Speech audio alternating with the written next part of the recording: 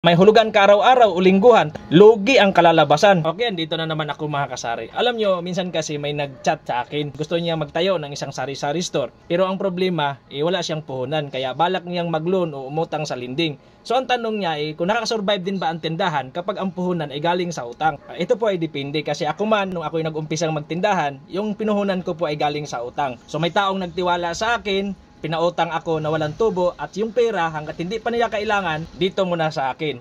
So nag-uumpisa ako sa utang na tindahan at yung pwesto naman ay nirintahan ko ng 5,000. So pagkalipas siguro ng mga isang taon na ibalik ko na yung inutang kong pera, nakatayo pa rin yung tindahan at ngayon andito na yung aking tindahan at sarili ko na hindi na ako nagre-renta. So sana makahanap din kayo ng ganong klaseng tao na ganon din magtiwala sa inyo. Pero kung yung ipupuhunan mo ay galing sa loan, sa lending, naku mahirap atang makapag-survive dyan. Mas maganda pa rin kung yung puhunan mo ay galing sa sarili mong bulsa. Kasi kung sa lending, sila lang kumikita, everyday kang naghuhulog. Kaya yung puhunan mo, nauubos lang doon sa kabayad mo doon sa lending, hindi na nakakabalik sa tinda. Hindi naman lahat pero kalimitan sa mga tindahan, lalo na doon sa mga maliliit ay ganito yung senaryo. Wala kang problema kapag ang puhunan mo galing sa sarili mong bulsa. So bawas alalahanin at hindi ka malalagay sa alanganin pati ang iyong mga paninda.